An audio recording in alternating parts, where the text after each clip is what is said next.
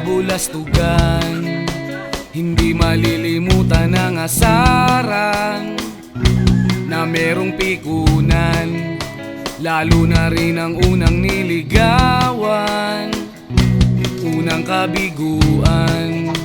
At dyan nasiseryoso ang usapan, ang pagdadamayan ng tunay at tapat na kaibigan.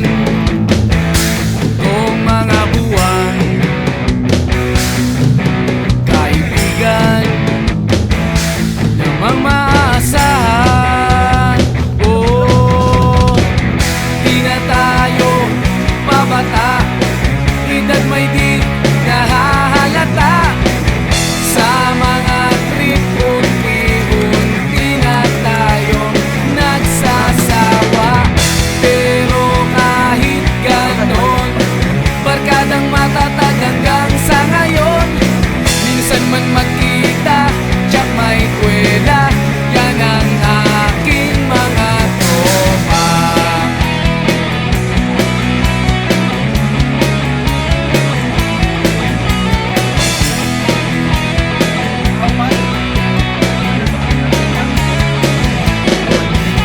Inuman na pang magdamagan, minsan inaabot pa ng ayaan, na kung saan-saan, na para bang walang kinabukasan at kahantungan.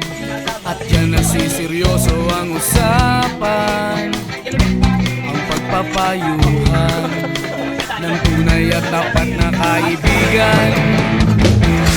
Kung mga baliw, kaibigan namang nakakaaliw.